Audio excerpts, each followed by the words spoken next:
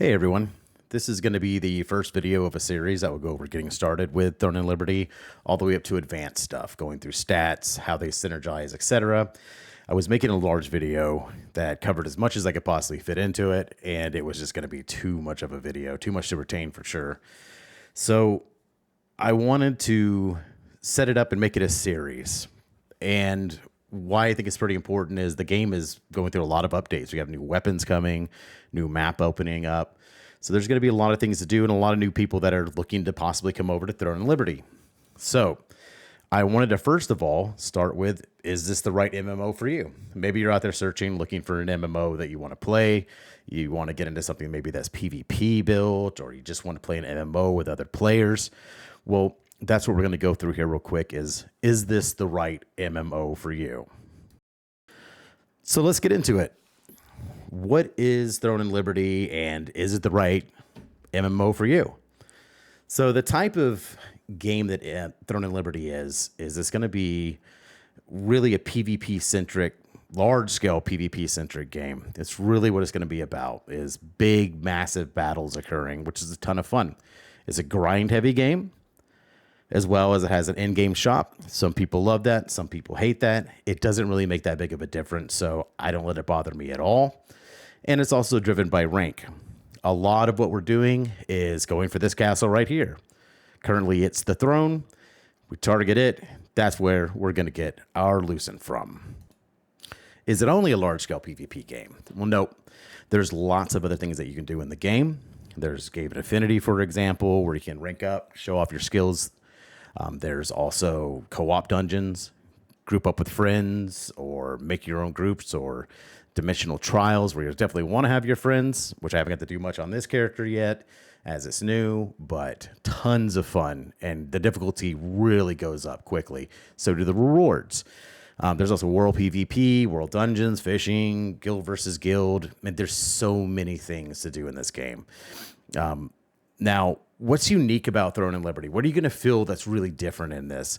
Well, one is definitely going to be the scheduled events. Everything is scheduled for you throughout the day.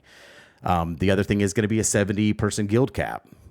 That's going to really limit how big guilds get. Targeted movement systems, really huge. Astral vision. Do you want to tab target? Do you want to do action mode? Blocking system is another really unique thing in this game by adding those together. So having a tab targeted system and blocking is unique. There's no add-ons currently for the game as well, which can make it feel a little bit different. And it also needs a lot of planning. This game is really about pre-planning, coming up with the direction you want to go. With something like quest log, which is on the screen, is a massive thing. Jumping into this game and just kind of going at it, you're going to find yourself really feeling behind the curve whenever you're getting towards the end game content. So we're going to go over that as well in the videos. And then also there's a lot of hidden synergies in gear and stats. So it is a very unique build system that you really have to do a lot of research on, or at least take the time to do pre-builds. It's massive for you. All right, let's go over a few of the pros and cons, especially the ones that really stand out to me, that I think are some of the major ones. One would be a pro is active devs. They are always listening, making changes. I love it. It's great. But one of the cons is that means a lot's in development. Some things do get overlooked, and so you may have to deal with that for a week or so. Another pro would be optional movement. You can choose between classic tab target, or you can choose between action mode. A big con to that, though, means that they have to tune content around both of them, which means they both need a lot of work. It's definitely not smooth, especially with targeting. It's still something we're seeing them work on right now. Another big pro would be scheduled events, and another big con would be scheduled events. If you miss that event, then you can't make it up until it rolls back around. So your guild, all the stuff is prioritized around a calendar that's set. So if you have a work schedule, etc., that can be a really big pain for you. So definitely check into that. Engaged player base is a huge pro. I love it. New players coming in, PvE players, PvP players, everybody's engaged. More people are all about teaming up and coming up with solutions versus the other. A big con would be crowd control. I hope it's something they address, but I've never played a game where crowd control is so brutal. A pro would be unique builds. You can come up with all kinds of builds that serve every different type of situation.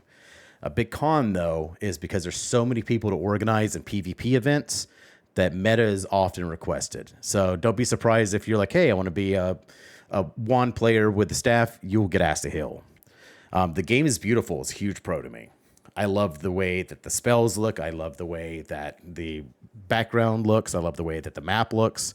But one of the big cons is that there's no trade system. So I think in building relationships, building guilds, I think it's important to be able to trade, but not in this game. So a couple of other cons is going to be guild stability.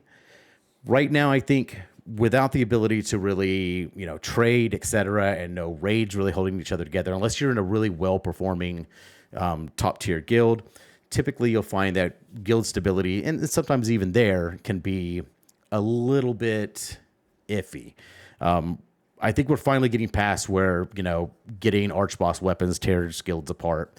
I think it's getting a little bit better, but guild stability is something that has definitely been an issue, I believe.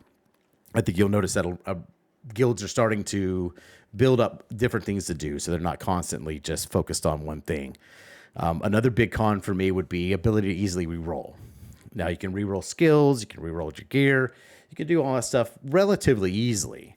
But one that you can't is mastery. And mastery is really what we're leveling up more than almost anything else in this game. There's huge, huge bonuses and benefits to being able to get your mastery high.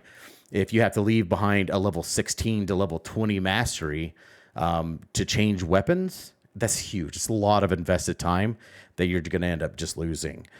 So that can be pretty tough and makes you kind of stick to the weapon that you're using. You kind of get stuck.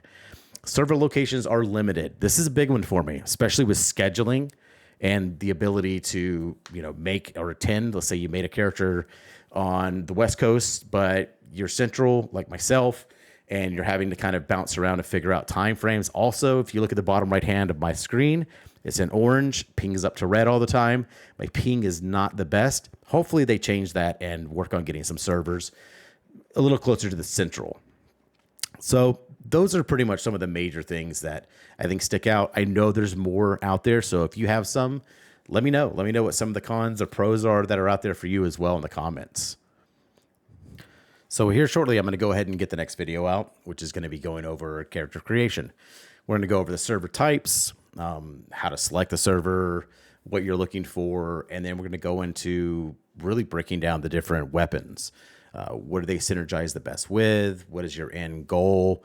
I definitely want to have a guide that helps you identify which class to build off of when you're going into or making your plan for your end game character. So that is going to be the next thing that will be up.